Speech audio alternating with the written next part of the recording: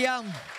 Grazzi mulej għaddis, nilqawkom ma t-saxwa Maltin u għawċin u familja River of Love, ħanħallikom fidej il-mulej u l-għaddej tal-mulej Ġezrit Kamilleri.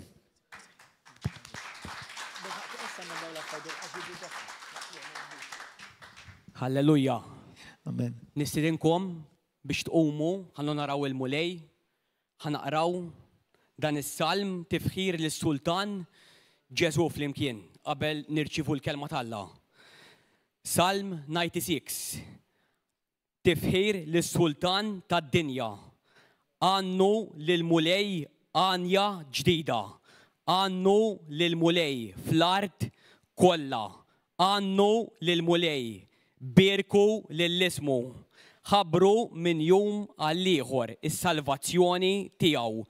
Xandru fost il-ġnus, is-sebħ tiegħu, fost il-popli kollha, l-ġubijiet tiegħu. Għax kbir il-mulej ta' min ifaħru ħafna, tal-biża aktar mill-allat kollha, għax kollha fruha l-allat tal-popli, Jahwe u li għamel ismewiet, ġmiel u sebħ huma qudiemu, qawwa u sbuħija fis-santwarju tiegħu. Għatu lil-mulej, familja River of Love, u kull min qed isegwi. Għatu lil-mulej, sebħ u qawwa. Għatu lil-mulej is-sebħ ta' ismu. Ġibulu l-offerti u wieħtlu fil-btieħi tat-tempju tiegħu. Inxteħtu quddiem il-mulej b'tiżjien qaddis.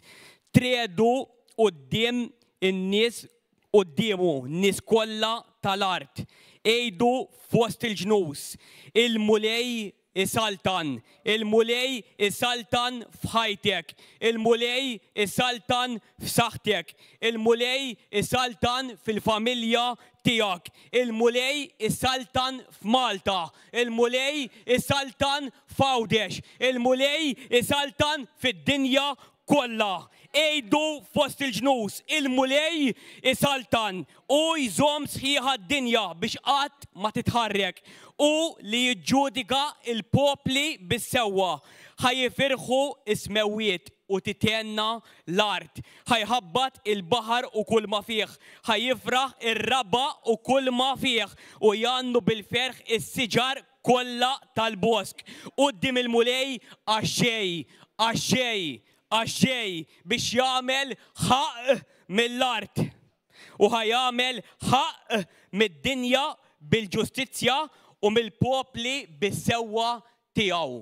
Amen. Tistgħu tpoġġu. Grazzi mulej, nitolbok mulej biex issaltan f'dan il-messaġġ Mister Qaddis, issaltan mill-vuċi tiegħi mulej, issaltan mill-qalb tiegħi mulej, ngħid il-kliem li trini ngħid inti mulej biex tkompli tedifikana, biex tkompli mulej tmexxina fir-rieda tiegħek mulej biex inkunu dak il-bniedem wieħed fil-fidi biex inkomplu ninaqdu mulej ħaġa waħda ħalli verament inxandru l-messaġġ tiegħek mulej inkomplu nikbru u nkunu l-bniedem matur li trina nkunu mulej. Grazzi ta' tiba tiegħek, grazzi għas-salvazzjoni, grazzi li xerrid demmek kollu mulej biex illum nistgħu neħtlu quddiemek mulej safja bla tebba bla tikmix mulej u nkunu nistgħu nkunu salvati meta tiġi għalina mulej. Tiegħek hija l-qawwa mulej, tiegħek hija s-saltna, tiegħek hija l-glorja għal dejjem ta' dejjem f'isem Ġesu. Amen. Grazzi Pastor tal-opportunità u tal-li tafda fija. Aħna nħobbukom, grazzi ta' dak kollu li tagħmlu għall-ġisem ta' Kristu u ta' kemm temnu fina u ta' kemm ittuna laħam biex nikbru biex il-mulej jarana tajbin qudiemu. Inħobbuk. Inħobbok. Mhux għax nibriedka għax inti tridilna l-ġid f'kollox. Grazzi mulej għalik. L-aħwa sejbu 2 Korintin 3 vers 16 sa 18. Grazzi Ġesu. Għandek dik id-diskas bil-mod Brendi minn wara jekk jogħġbok. Grazzi mulej. Ħanajdilkom 5 punti l-ewwel illi biex inkunu fuq paġna waħda l-ewwel huwa Ġesu Sidek u Salvatur inti li jagħtaw kollha kemm intom. Temmen li Alla huwa missierek. Temmel li Alla huwa tajjeb u jridlek il-ġejt? Temmel li Alla huwa ordni u li jagħmel kollox bis-sewwa u f'ħin u f'waqtu? Temmen? Temmel li l-Ispirtu Santu se jkellmek illum bil-kelma tiegħu? Grazzi mulej. Din il-kelma hija l kulħadd.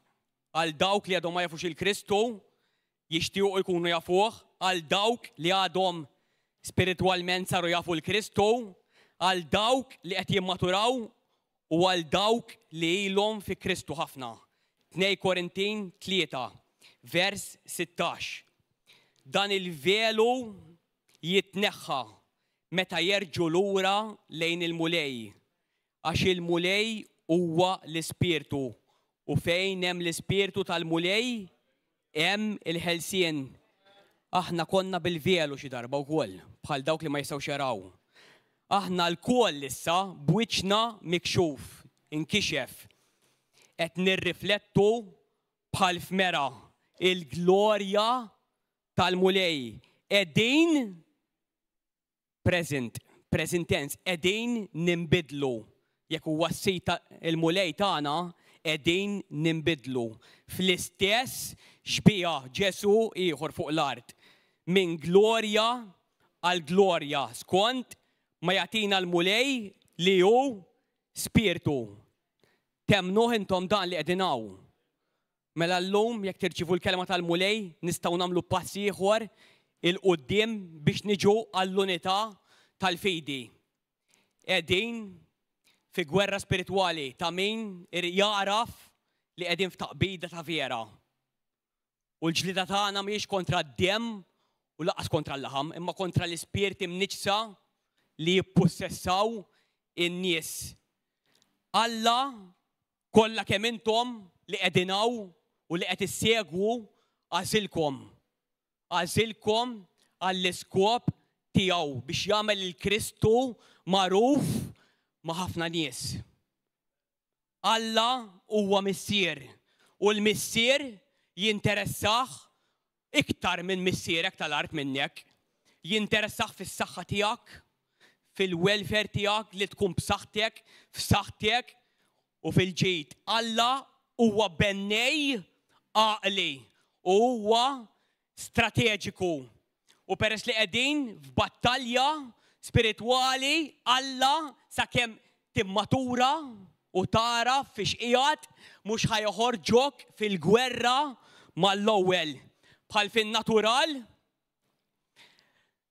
meta l-armata tingaġġa soldati, ikun hemm ir-reklutaġġ. L-ewwel jitfgħuhom f'reklutaġġ u jġibuhom physically fit. Fiżikament ikunu fit, jiġru, jitalmu, jisparaw, mhux jisparaw bla doċċ, għax meta jeħtluqqas ikunu jafu jaqbdu arma, u hemm iktar. Jalmuhom il-lingwa tar-radju biex ma jitfixklux, biex ma jisimgħux vuċi oħra, Alfa, Delta, Charlie, Bravo, Hotel, Golf. Jalmuhom map reading kif jaqraw mappa. Alla il-missier ukoll jagħmel l-istess bil-lingwa u l-vuċi tal-Ispirtu. Jekk ma naqbdux u jkollna relazzjoni mal-Ispirtu tal-Alla, l-istess kiteb din il-kelma ħan nitqarqu u nagħtu widen għal spirti għarrieqa, għal spirti giddieba u noħorġu barra mir-rieda tal-Alla faċilment. Għalhekk irridu nkunu nafu xi jgħid il-mulej. Alla l-ewwel interessat li jibnilek il-karattru ħalli tirrifletti l-Ġesu Kristu. Alla mhux ħajħorġuk fil-gwerra qabel issir tixbaħ lil Ġesu Kristu. Għax Alla jimpurtaħ li l-Evanġelju tiegħu ma jagħti skandlu lin-nies. Iżda inti iktar ma nikbru kollha bdejna bħala tarbija. 1 Korintin 13, vers 11. Għalhekk nintaqgħu fil-ġemgħa, għalhekk hawnhekk din il-Knisja mibnija fuq is-Sultan ta' Slaten biex narmaw irwieħna. Vers 11. Meta kont tarbija, kont nitkellem ta' tarbija. Inħoss ta' tarbija. Naħseb ta' tarbija. Meta sirt raġel, warrabt dak li hu ta' tarbija. Jekk kien ġdid fi Kristu, kun naf f'liema staġun qiegħed Alla qed jitbissem lejk u Alla jaf. Alla mhux ħajħorġok fi gwerra la għadek tarbija. Ejja nqablu n-natural mal-ispiritwal. Meta trabi jitwieldu hemm min jimxi ta' 9 xhur u hemm min jimxi ta' 15 il-xahar. Fl-ispiritwal ukoll l-istess, kulħadd uniku, kulħadd differenti u kulħadd speċjali għal Alla. Tippruvax taqbad tagħmel bħal ħaddieħor, tippruvax timita il-ħaddieħor, iżda imita lil Kristu biss ħalli ma toħroġ il-bot mit-triq tiegħek. Halleluja.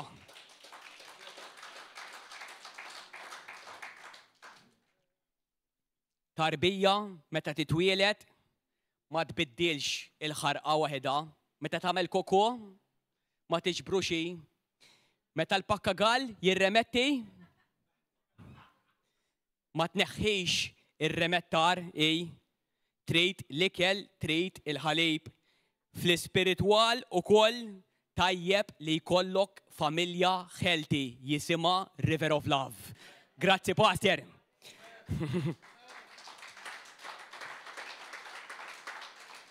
Grazzi lill-Pastor u l-Pastor Mariella li jieħdu paċenzja bina. Hija ferm diffiċli meta tiddilja mal-karattri ta' wieħed aħsepara ta' fuq mijiet ta' persuni. Nammirak ħafna għaliex nafx ġifieri l-karattri ibsin ħafna. Grazzi mulej li tieħu paċenzja bina. Meta nitwieldu fl-ispiritwal, Kristu jiġi u jdaħħalna fid-dawla x'jiġi fil-qalb tagħna u aħna neħtlu fih. Jiġi żelu kbir. Tibda taħseb li waslet l-aħħar tad-dinja. Tibda titkellem ma' kulħadd. U mhijiex ħaġa ħażina, iżda nitkellem mill-esperjenza tiegħi fil-bidu ħnaqt ħafna nies. Bdejt nitkellem ħafna nies u jibdew jaħsbuk stramp u mtektek u minflok jiġu lejk jaħarbu l-bot. Iżda llum naraf u ma narġax nagħmel l-istess affarijiet kieku. Iżda minnhom il-mulej ma ħela xejn u hemm minnu salvat minn dawk li kellimt. Taqtax qalbek illum fik għax kollha minni 100%. Illum 100% il-mulej qalli għal kulħadd. Illum fik jaraw persuna ta' eżempju.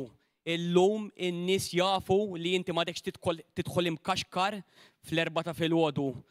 In-nies illum jafu li m'għadekx tgħix dik il-ħajja perversa. Illum in-nies jafu li m'għadekx tisraq. Illum in-nies jafu li inti m'għadekx tevadi t-taxxa. Illum in-nies jafu li inti m'għadekx tfotti fil-ħin tax-xogħol għax il-mulej huwa Alla u huwa sidek. U inti qed iġġib ħafna nies kontabbli. Dik hija il-Ġerusalemm tiegħek, dawk ta' madwarek qed iħarsu lejk. Dak huwa l-ikbar evanġeliżmu meta nobdu lil Kristu u ma nkunux Kristjani folot. Dan huwa bis-saħħa ta' Ġesu biss. Dan huwa il-milja tal-Ispirtu Santu. Il-messaġġ jismu ħalli lil Alla l-Missier jaħdem fik permezz tal-weda tiegħu. Il-weda hija l-qawwa u n-nar tal-Ispirtu Santu f'ħajtek. Hija li timxi li Alla taf li qed jarak f'kollox li tagħmel. Galatin 4 vers 1. Alla għandu pjan kbir għalikom kollha. Intom kollha uniċi, intom kollha bil-ħajja tagħkom qed tkellmu ħafna nies iktar milli tistgħu taħsbu, timmaġinaw jew toħolmu. Id-dinja qed tħares lejkom. F'Luqa 12 Ġesu qal bħalissa intom qed ittallaw in-nies il-qorti u jgħidilhom aħjar tirranġaw magħhom ma' min qed jixtlikom qabel tiġu qudiemi. Qed ittallaw ħafna nies quddiem il-qrati tal-ġenna intom bil-ħajja tagħkom, taqtawx qalbkom, ibqgħu sodi u ibqgħu għejxu hekk. Kapitlu 4 vers 1. Irrid ngħid Kristu ulied u werrieta permezz ta' Kristu dan l-ewwel ġiex versi.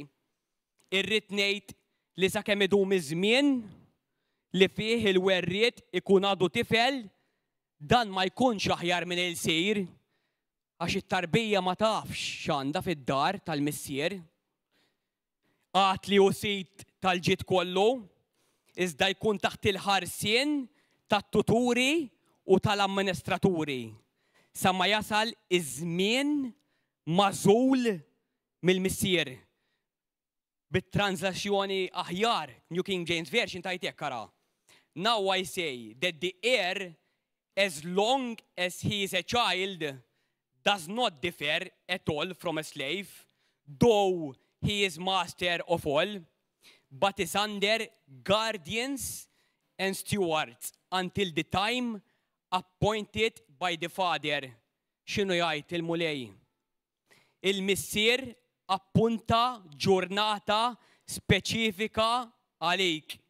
Kif tasal dik il-ġurnata l-ebda demonju ma jkun jista' jqalak, l-ebda bniedem, l-ebda battalja, l-ebda mal-temp.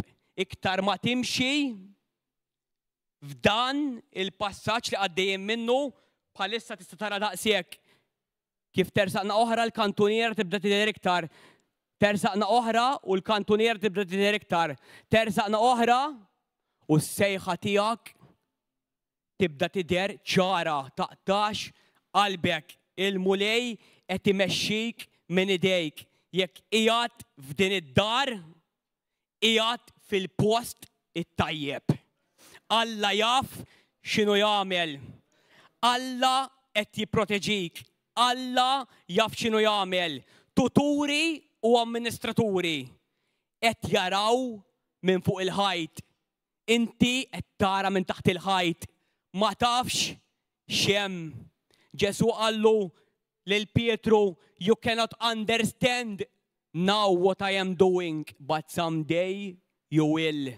It-tuturi u l-amministraturi qed jaraw minn fuq il-ħajt. Qed jipproteġuk u jaf mhux qed tifhem. Jaf dak li qed immexxi l-grupp fl-evanġeliżmu jgħidlek tiġix illum fejn sejrin. Jaf qed jipproteġik minn xi ħaġa li tista' tiġri għalik dak il-ħin għax iridlek il-ġid.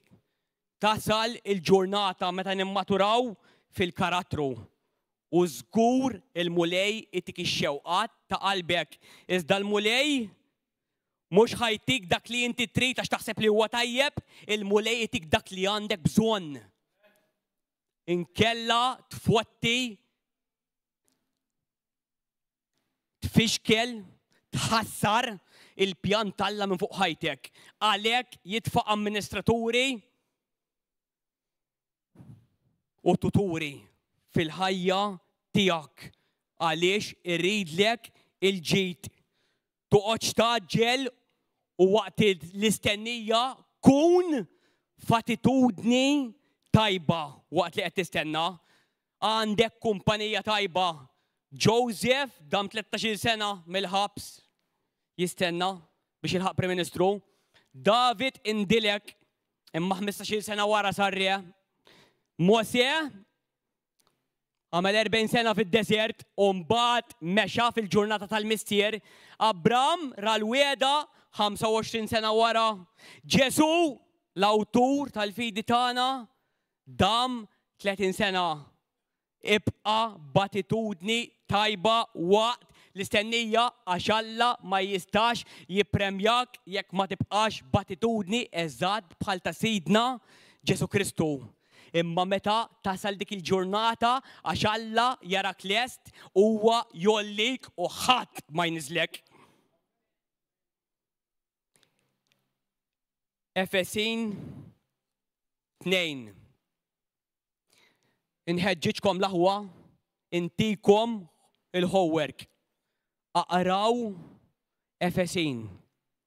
sa nhar is-Sibt aqraw u kulu u meditaw Efesin. Efesin jallimna 3 affarijiet. Wealth, walk, warfare. 3 W's. Wirt, mixja u taqbida. 3 kapitli huma fuq il-wirt minn inti fi Kristu qiegħed impoġġi miegħu fi smewiet il-pożizzjoni tiegħek li m'għandekx għalfejn titħabat. U mbagħad għandek ġiex kapitli kif għandek timxi il-kondotta tiegħek, kif għandek taġġixxi, kif għandek titkellem man-nies. Kif in-nies jarawk x'm'għandekx tagħmel. Imbagħad Alla joħorġok għat-taqbida mad-demonju biex tkisser is-saltna ta' dlam. Hemmhekk joħorġok. Alla ma jridx joħorġok qabel għax tiġġarraflu. Meta tkun lest joħorġok għat-taqbida għax Alla jaf x'inhu jagħmel. Alla huwa wise master builder of all houses. And we are all a spiritual house of the living God. Give him praise.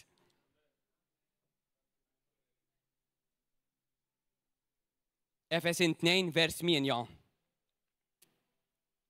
Intom salvi bil-grazzja permezz tal-fidi u dan mhux bis-saħħa tagħkom imma b'don tal-Alla, grazzi mulej.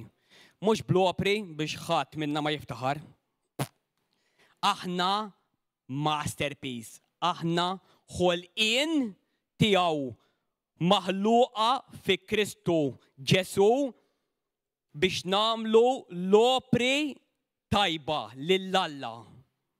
Li Alla ħejjilna minn qabel, prepara minn qabel li għandna namlu.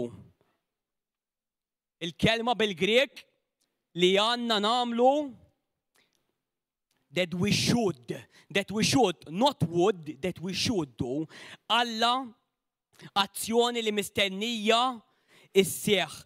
Alla lesta xogħlijiet fil-Ġerusalem tiegħek, fl-ambjent tiegħek, fl-environment tiegħek li inti biss tista' tagħmlu. Alla kif tasal dik il-ġurnata li tagħmel dawk ix-xogħlijiet ħejja nies li inti biss tista' tagħmelhom. Ħanġib eżempju fin-natural ħalli jifmu dawk li għadhom jibdew il-mixja. Meta jkollok siġra li Ġesu għaljena id-dilja u missier il-ġardinar u intom il-frijej. Jekk il-frott ta' toħroġ mill-frijej qabel il-frijej tkun b'saħħitha, it-zokk ħajaqa. U flok barka tiġi toqol. Instead of a blessing will become a burden. Alla irrid isaħħaħ it-zokk. ħalli kull frotta li tagħmel tibqa' għal dejjem. Jekk tipprova timxi qabel il-waqt tiegħek ħad titkisser, ħad titfarrak, ħad taqa'. Jekk ħad tipprova tgħix il-ħajja ta' ħadd ieħor, dik il-frotta hija falsa, imħasra, ħajkollha dut. Hemm frotta apposta għalik. Għalik fi żmienu, fil-ħin tiegħu, Kairos, right moment, season. Alla u Alla tal-istaġuni ma jistax joħorġok qabel. Importanti tkun taf li Alla irrid isaħħek l-ewwel, irrid isaħħek. U jekk taħseb li għadek m'għamilx biżejjed, mhuwiex Alla għax Alla ma jikkundannax daw huma spirti imniġsa biex jitaqluk u jikkundannawk li m'intix tagħmel biżejjed. Lill-Alla mhux ħadkabru aktar, Alla huwa ġa kbir biżejjed. Qatt ma ħajtaqlek li m'intix tagħmel biżejjed, qatt. Iżda meta tkun taf il-qalb tiegħu, meta l-qalb tiegħek tkun mal-qalb tar-ritmu tiegħu. You don't struggle. You work from victory. Inti taħdem mir-rebħa, inti xandar mir-rebħa, inti titlob mir-rebħa. Inti ikollok ir-relazzjonijiet mir-rebħa. Inti tifhem minn fejn dawk li mhumiex jifhmu l-oħrajn għax inti qiegħed. My beloved, he hears my heartbeat. Alla kellu tnej maħbuba fil-kelma tal-Alla. Ġwanni u Daniel, my beloved. u għandhom l-affarijiet tal-aħħar ta' żmien għax jisimgħu t-taħbit ta' qalbhom, il-kodba tagħhom huma kuġini. Alla jrid isaħħek biex tikber u x-xogħol li ħejja għalik jiġi waħdu. La inti fih u huwa fik l-opri it-tajba ħajjiġu. Kif iġġib ruħek? Kif iġġib ruħek? Kif iġġib ruħek inti fuq ix-xogħol? Ma' familtek. Il-Kristjani suppost u nemmina għax Christ-like Kristjan bħal Kristu huma l-iktar nies ferħana, l-iktar nies ubbidjenti, l-iktar nies pożittivi, l-iktar nies li jarmu dawl għaliex Alla kisser il-bastun tal-orgużin minn fuq darna, il-bastun ta' dnub li kien jakkisna u daħħalna fid-dawl kbir tiegħu, dawl kbir idda fuqhom dawk il-popli li kienu jgħixu fid-dlam u l-glorja tal-Alla waqgħet fuqkom poplu River of Love. L-iktar nies li għandna paċi, we should not struggle, m'għandniex għalfejn nitħabtu, m'għandniex għalfejn konna qalbna maqtuwa, aħna l-iktar nies aħna nġorru s-sultan tal-paċi. Alla li jkejjer l-univers b'xiber għażel li jgħix ġafina l-unika poplu fl-umanità, tempji tal-Ispirtu Santu. Aħna fuq ix-xogħol nagħtu l-melħ lill-karattri, lis-soċjetajiet li qed jaqgħu biċċa qed jiddikomponu, ma jistgħux jarfu raġel, ma jistgħux jarfu mara. Intom il-mulej jażel biex tieħdu dak id-dawl. Ma tgergrux. Meta taraw isħab gris, ma tgergrux meta taraw isħab iswed, ma tgergrux meta taraw ix-xita, ma tgergrux meta jkun hemm riħa tintien. U n-nies tax-xogħol jarfuhom jgħidu daw vera għandhom Alla fihom, vera ma jfottux ix-xogħol, vera jiġu fil-ħin, vera obbedjenti, vera jaħdmu minn qalbhom, vera qas jgħidu fuq il-boss tagħhom. Dawk huma l-Kristjani li Alla jrid, mhux li jpaċċu ħafna ma jobdux il-kelma. 2 Korintin 3 minn vers 2. Grazzi mulej. Halleluja. Il-ministri tal-patt il-ġdid. Halleluja. Vers 2. Littra tana intom miktuba fuq qlubna, magħrufa u moqrija minn kulħadd. Intom tidru li intom littra ta' Kristu f'data fidejna. You are living epistles, Pawlu qed jgħid.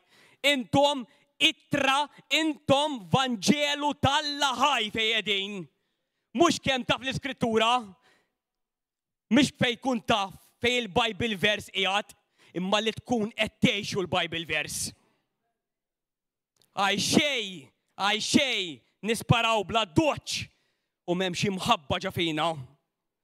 Intom tidru li intom il-living epistle ta' Kristu f'data fidejna, miktuba mhux bil-linka imma bl-Ispirtu ta' Alla il-ħaj. Mhux fuq it-twavel tal-ġebel, iżda fuq it-twavel tal-laħam ta' qalbkom. Tant aħna għandna qalbna qawwija quddiem Alla permezz ta' Kristu. Mhux li aħna minna nfusna għandna l-ħila naħsbu li xi ħaġa ġejja minna nfusna. Il-ħila tagħna ġejja minn Alla, li tagħna il-ħila li nkunu ministri tal-patt il-ġdid.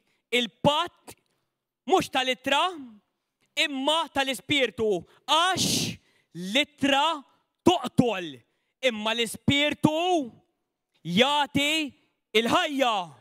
L-ittra toqtol, imma l-Ispirtu jagħti il-ħajja. X'inhu jgħid il-mulejjaw?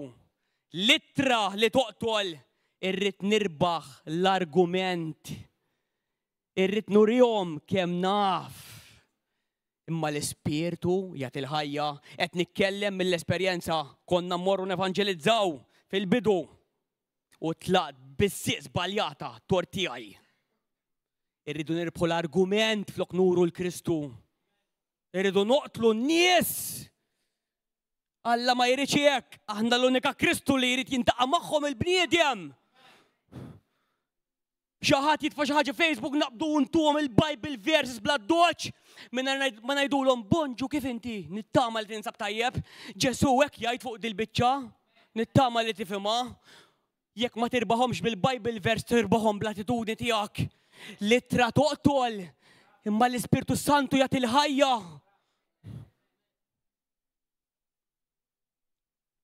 Taqbaċ u tnadda fil-ħuta qabel taqbada. L-Ispirtu Santu l-inna ma mlinniex hekk. L-Ispirtu Santu jikkonvinċina waqt li qed nippritkaw il-kelma minn fuq il-pulptu, waqt li nkunu Bible course, waqt li nkunu talb, waqt li qed naqraw l-Iskrittura, l-Ispirtu li jagħti l-ħajja, qed nagħmel hekk daqshekk għamilta dik. Ma nistgħux noqtluhom in-nies, qed noqtlu n-nies. Ejja ħalli n-nies jibqgħu jgħidu dawk għandhom Alla, dawk vera jridulna l-ġejt. Fl-aħħar tal-konverzazzjoni tagħna ma min tkun ma ateo, ma Jehovah's Witnesses, Mormonis, Musulman, Kattoliku, dawk għandhom l-Alla l-ħajju jridulna l-ġejt. Tirbaħhom. Daħal qassis għandna Kattoliku ġejbierek id-dar, il-qajnieħ, għadnilu naqraw il-kelma, għadnilu nġuwaw, ħagwost ħafna li għandna il-mulej f'ħajjitna u taf kif spiċċa fl-aħħar flok bierek id-dar tlabna miegħu aħna. U l-mulej 3 tiem qabel ġej tani kelma liħ. Għatlu x'namlu, għatlu li mmorru fit-toroq, għatlu trid inxandru l-kelma tixbor grupp. Għalli n-nies saru jaraw superstizzjoni li Alla jfejjaq. Għatlu okej, dak ħajtik tal-li temmen tieħu, tillimitax il-Alla. U mbagħad għalli naf nies kattoliċi jagħmlu bħalkom, għalli imma jistidnu n-nies l-għalqa, għalli mbagħad għalli nibda naħseb it-tifla ta' 9 snin tiegħu qabada kankru. U jiena kelli l-kelma eżatta minn il-mulej għalih, għalli fakkartni fis-seminarju. Għatlu l-mulej tani kelma li 3 tiem ilu. Għatlu meta jaqblek dubju jekk Alla huwiex tajjeb. Kapuljat fuq is-salib, ħabba fik, ħabba fija, biex jagħmel triq, Alla ma jmarrax, Alla ma jagħtix kastigi, Alla huwa tajjeb u min jara irid jarek u il-missier huwa tajjeb iħares lejn Ġesu għax min ra l-missier. Ra l-Ġesu ra l-missier. Mhux il-missieri, il-missier, mhux ħan naraw 3 tirjus. Ġesu huwa Alla wieħed, il-missier liben u l-Ispirtu Santu. Alla huwa omnipotenti. L-Ispirtu Santu fejjem l-Ispirtu Santu ittik il-ħelsien. Mhux veru. David qal jekk immur fuq il-muntanja hemm inti meta nkun għaddej mill-wit il-mudlam l-Ispirtu tiegħek hemm jgħid. Imma fil-ħabs m'hemmx ħelsien. L-isptar m'hemmx ħelsien. Fil-bar u fid-disko u fil-politika m'hemmx ħelsien. Ta' fejn hu l-ħelsien? Fejn l-Ispirtu Santu huwa l-mulej. Irid ikun il-mulej fil-qalb biex ikun hemm il-ħelsien. Għaj xej tajt li Ġesu huwa Sidi u s-Salvatur ma tobdiex. Meta tobdiex jiġi l-ħelsien, tiġi t-tama, tiġi d-dawl, tiġi l-qawwa fil-ħajja tiegħek, jiġi n-nar pentekostali biex taħraq l-daw kollha ta' madwarek. L-Ispirtu Santu jrid ikun il-mulej għax Alla huwa Spiritu. Immanifesta ruħu f'ġisem u l-Ispirtu Santu li kien mal-apostli għallhom ħammuru jkun fikom. Alla wieħed fit-3. Halleluja. Eżatt, nista' nispjegaħħa għadu l-ħin. Ħanġib eżempju naturali għal spiritwali. Sports, littra toqtol u l-Ispirtu jagħti l-ħajja.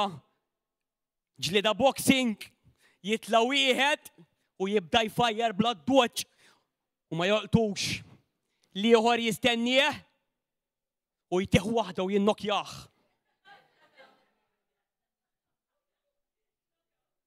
Wieħed bla moħħ jispara bla doċ. Litra toqtol. Liħor kien għaref għat jistenna l-moment it-tajjeb. Preċiżjoni f'waqtu. Kelma f'waqta.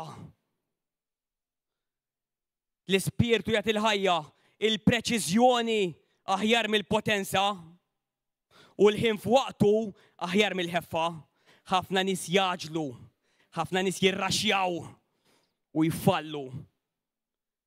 L-oref, the wise that have oil, wait for the right timing, the right season, the right word. And they demolish the kingdom of darkness. And he wants to demolish the kingdom of darkness with one body that breathes by the Holy Spirit to remove the leaven. Oneness in Christ. Oneness, and we will destroy the kingdom of darkness. F'Malta Ġesu Kristu għal-mulej. Din l-island hija ta' Malta, din il-gżira hija ta' Malta. Lot 3 vers 1.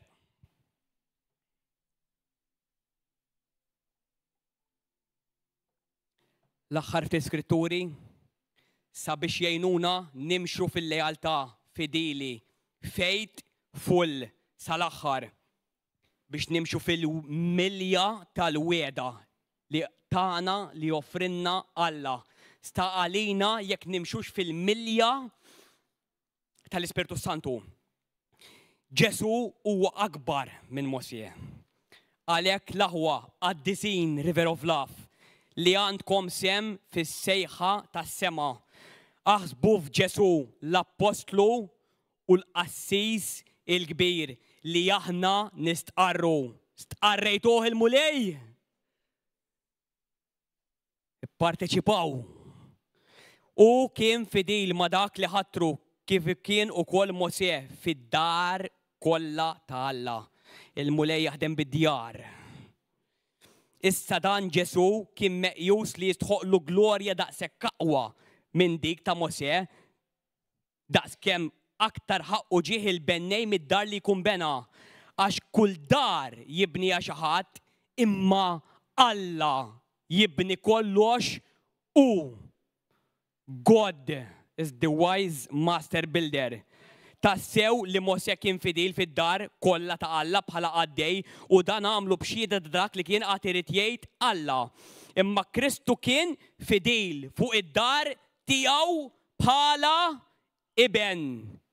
Alla jaħdem bl-iben u bil-bint.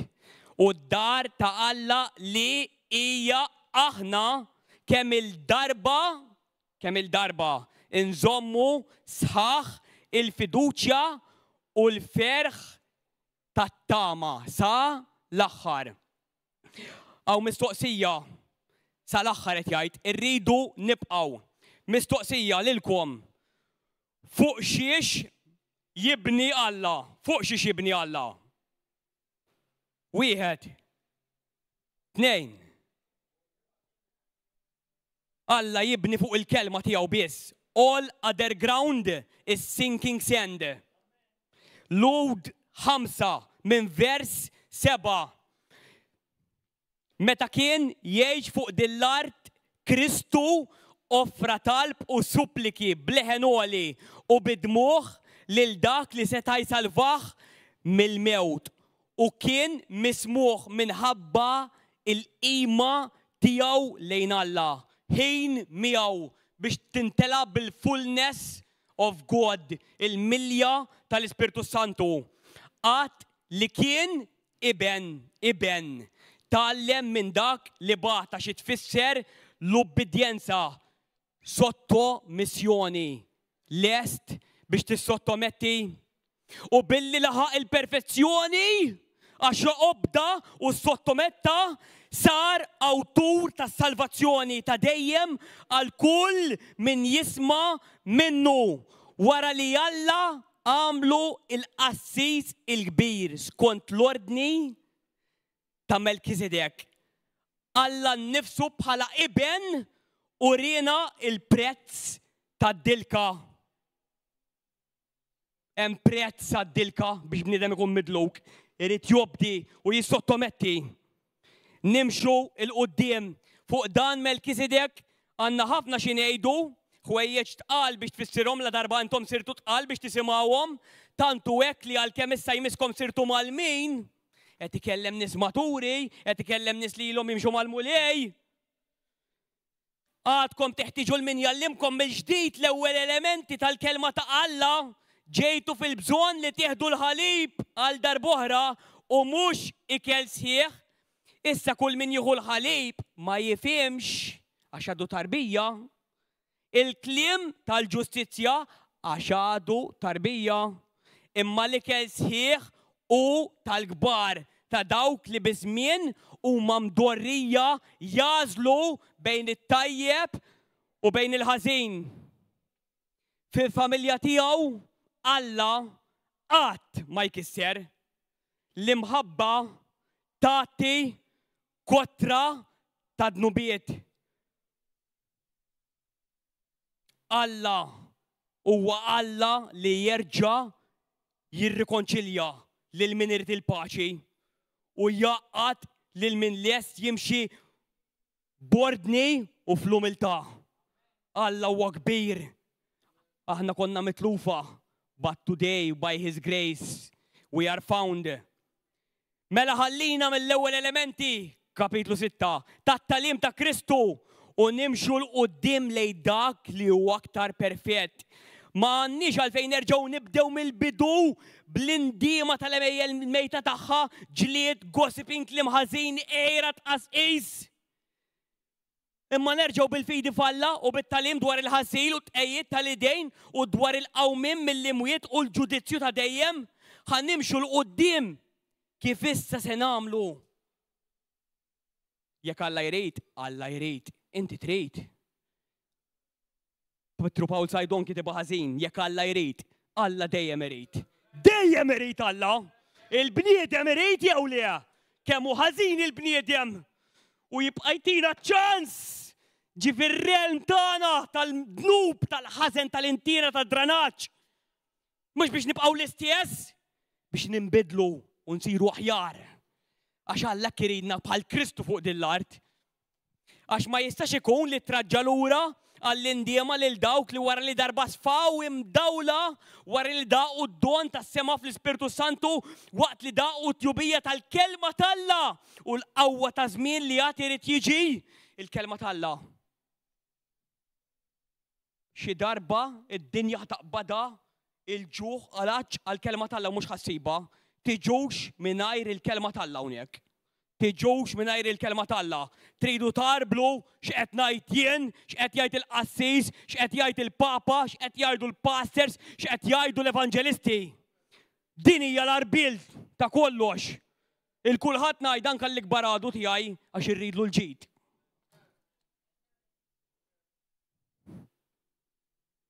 Qatt irid jiġi imbagħad reġgħu waqgħu għaliex dawn bl-istess imġieba tagħhom jerġa' jsalbu lill-liben tal-Alla u jwaqquh qatt ma qdir.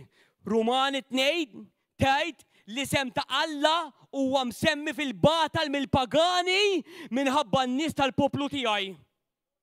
Għalhekk jidgħu b'isem Alla l-kbir. Għax ma nimxux bis-serjetà ma' Ġesu.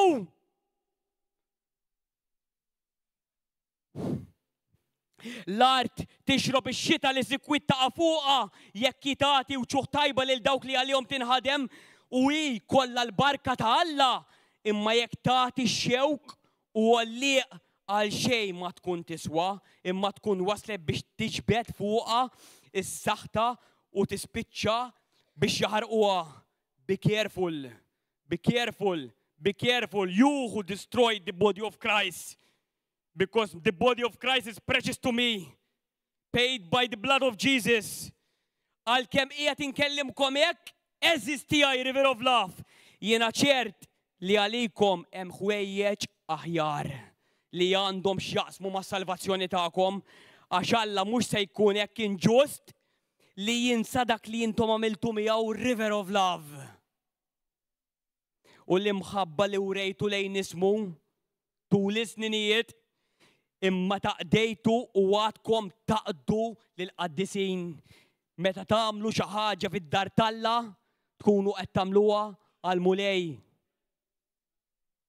Imma jiena nixtieq li kull wieħed minnkom juri l-istess ħerqa biex it-tama tagħkom tilħaq il-milja tagħha sal-aħħar. Il-milja talla hija li nkunu mimlija bl-Ispirtu Santu. U fejn kien hemm l-Ispirtu Santu ikun hemm l-għaqda, ikun hemm l-imħabba, il-ferħ, it-tama, id-dawl, is-saħħa. Dak il-poplu huwa intom għalhekk tiġu taħt il-kelma tiegħu. Ma nixtiequkomx li taqgħu flas imma li tgħixu fuq l-eżempju ta' dawk li bil-fidi u s-sabar, bil-fidi u s-sabar, bil-fidi u s-sabar jiksbu il-wediet. Dil-litra Pawlu kitibha.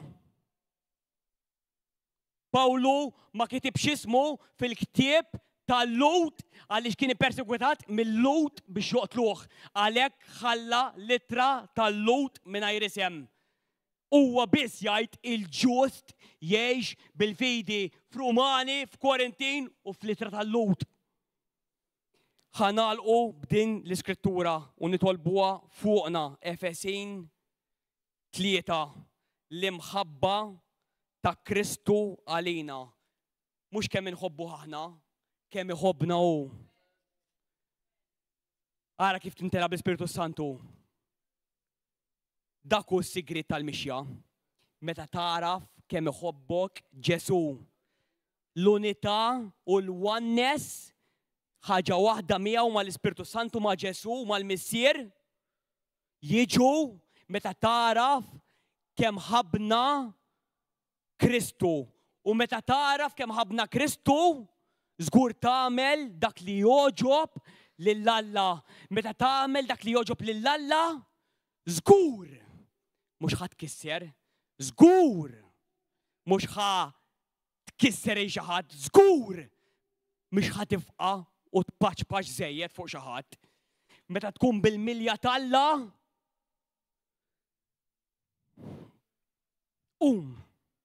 ejja ħankomplu nimxu l-qudiem. Ħankomplu nimxu naħdmu għall-Evanġelju. Ħankomplu nkissru s-saltna ta' dlam. Il-ġlieda tagħna mhijiex mad-demm u l-laħam.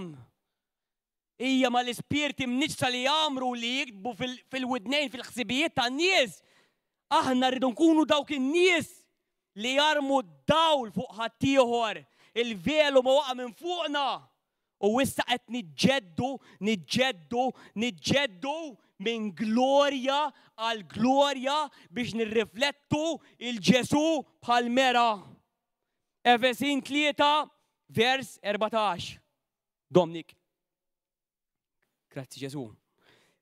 L-imħabba ta' Kristu għalina. Aħna ninżlu arkubtejna quddiem il-Missier li minna tieħu is-sima kull familja. Halleluja. Alla familja jrid. Alla għal familja ġej minn kull tribu, razza, lingwa u nazzjon. Familja, biex tkun familja, irid ikun hemm missier u om. Ma tistax tkun familja mingħajr missier u om. Qatt dak hu d-disinn tal-Alla. Li minnu tieħu isima kull familja fis-sema u fl-art għal għandu familja fl-art. Biskont l-għana tal-glorja tiegħu jagħtikom li bil-qawwa tiegħu permezz tal-Ispirtu tiegħu tissaħħu fil-bniedem ta' ġewwa. Alla jrid isaħħaħna fil-bniedem ta' ġewwa. Issa nżajna l-bniedem il-qadim u qed nilbsu l-bniedem ġdid kuljum qed niġġeddu bil-kelma tal-Alla. U li Kristu jammar f'qalbkom u f'qalbi permezz tal-fidi biex inniżlu l-eruq tagħna tagħkom tiegħek tiegħi fl-imħabba u fuqha nibnu ħajjitna. B'hekk biss tkunu tistgħu tifhmu, b'hekk biss tistgħu tifhmu flimkien mal-qaddisin ħajja kollha x'inhu t-tul, il-wisa, l-oli u l-font tal-imħabba ta' Kristu. Tarfu għaraf qalbek kemm din l-imħabba ta' Kristu tisbuq kull erf. Ma tistax tirċivija bl-intelligenza tal-bniedem. Tirċivija inti wieħed b'wieħed mal-mulej meta tbaxxi qalbek qudiemu u tintela bl-Ispirtu Santu bil-kelma tiegħu. U Alla jiġi f'ħajtek. U mbagħad biex tintela bil-milja kollha tal-Alla. Meta taraf kemm Kristu bata fuq is-salib għalik personali, anke kif kont inti biss l-unika wieħed li ħatemmen fi Kristu, Alla kien jiddeċiedi li jissallab għalik apposta biex jisalvak u tkun dejjem miegħu fil-ġenna. Meta tibqa' tarafa kull jum l-ewwel imħabba tiegħek tkun tista' taħfer, tkun tista' tirrikonċilja, tkun tista' tgħannaq il-ħuk, ix-xommu ifuq, ix-xomma itfuq, tqaċċad irsienek taqtaw bl-imqas u ma tibqax tkisser imma tibni biss.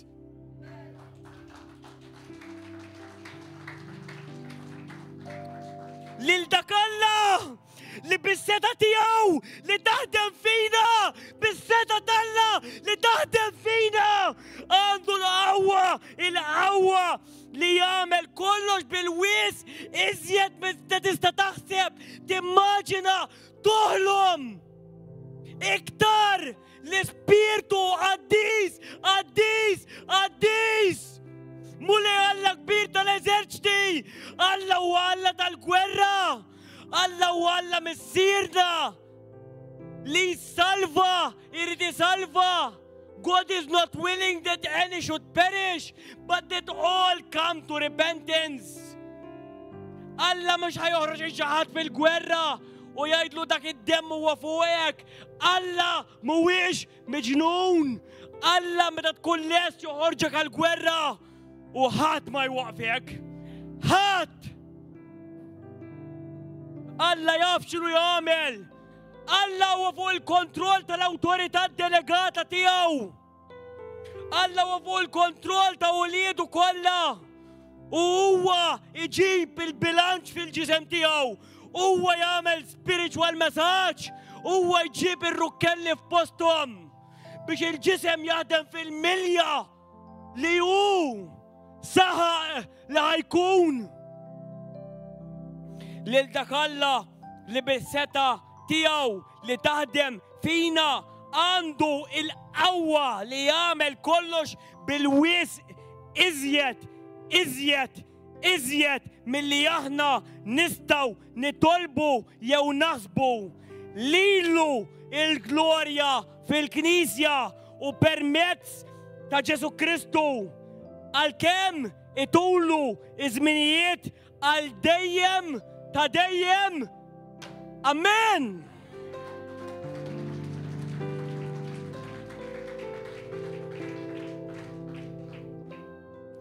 Grazzi mulej, inti li qed issegwina, li qed issegwu dan il-messaġġ, il-mulej iħobbok, il-mulej għandu pjan għal ħajtek, il-mulej inti li qed issegwi m'intix b'kombinazzjoni qed issegwi. Il-mulej jirid idejk, il-mulej jirid saqajk, il-mulej jirid xuftejk, il-mulej jirid qalbek. Ħalli tibda tħobb dak li jħobbu u dak li jobodu twarbu minn ħajtek. Għax dak li jobodu qed jagħmellek il-ħsara f'ħajtek. Alla jridek tiġi f'familja, Alla jridek tiġi f'dar. Din id-dar biss huwa molli Ġesu Kristu sultan ta' slaten, l-isem li huwa fuq kull isem u kull irkobba xi darba ħadmil għalih. Xi wħud iddeċidew li jmilu bl-imħabba qudiemu. Xi wħud ħajkollhom forcefully jinżlu għall-kubtehom qudiemu. Għaliex huwa Alla qaddis, iżda Alla l-qaddis sar bniedem daħal fir-ren tagħna, miet il-mewt għalih kull bniedem, kull midneb ħaqqu biex jagħmel triq għalik, ħallas il-prezz ta' dnubit tiegħek u ta' il-prezz ta' dnubit tiegħi b'demmu kollu l-ikbar storja ta' maħabba fl-umanità miktuba bid-dem tiegħu biex inti tkun salvat, biex inti jkollok ħajja ġdida biex Alla l-Ispirtu Santu jiġi jammar fil-qalb tiegħek u Alla jsir missierek b'din id-deċiżjoni. Aj din it-talba warajja tajdix bħal pakkagall. Ajda minn qalbek u kun naf xettajt. Għaliex Alla jismana, Alla jarana, Alla jatmana u Alla jrid isalvak. Grazzi mulej li tkellemni, grazzi mulej li tiġri warajja. Jiena naraf li jien midneb u għandi bżonn il-grazzja tiegħek. Nitolbok maħfra ta' dnubit kollha li naf bihom u li ma nafx. Grazzi li xerrid demmek kollu minn floki fuq is-salib biex jien nkun salvat.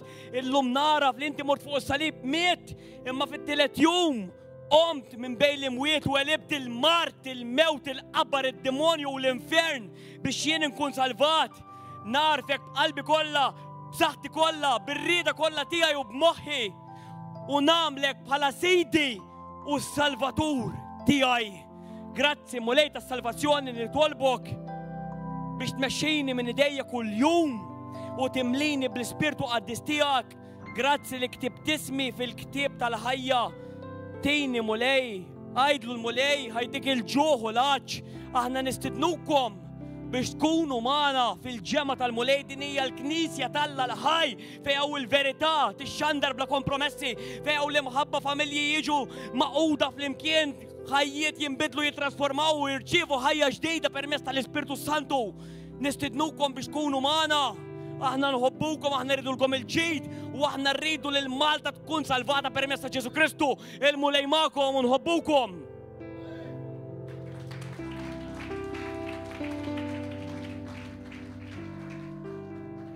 Halleluja. Grazzi mulej, grazzi missier.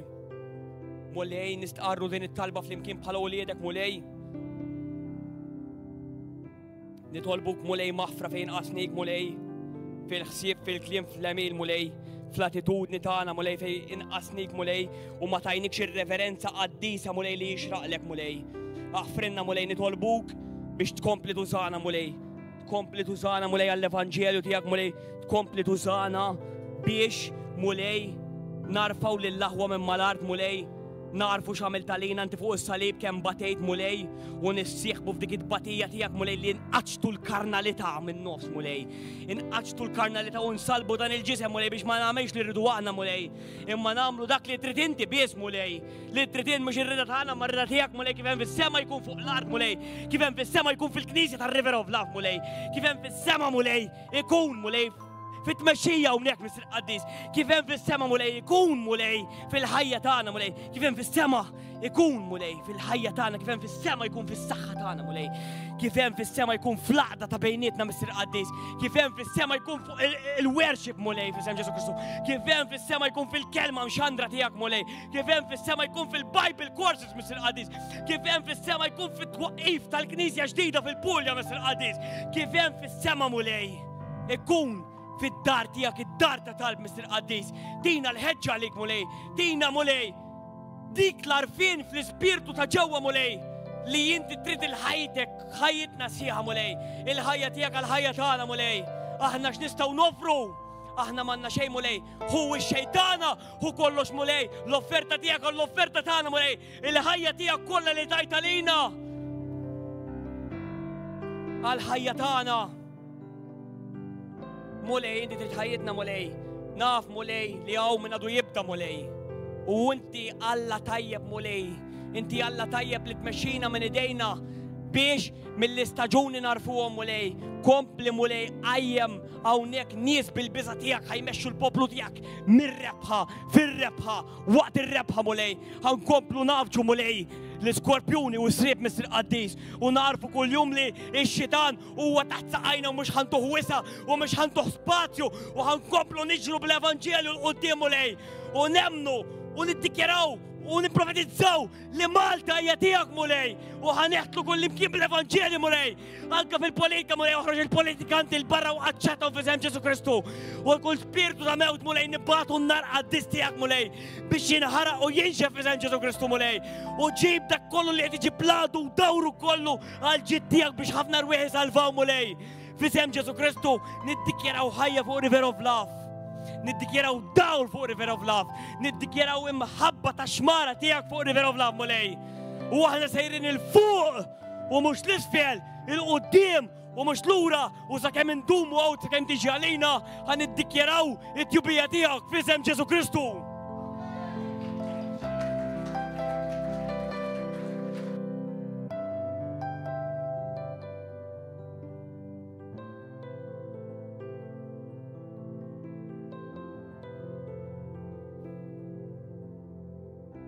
Kulħadd tal-mulej hawn. Min irid xi taċ mill-Ispirtu, jekk l-Ispirtu għandu xi ħaġa għalikom, inti jgħidilkom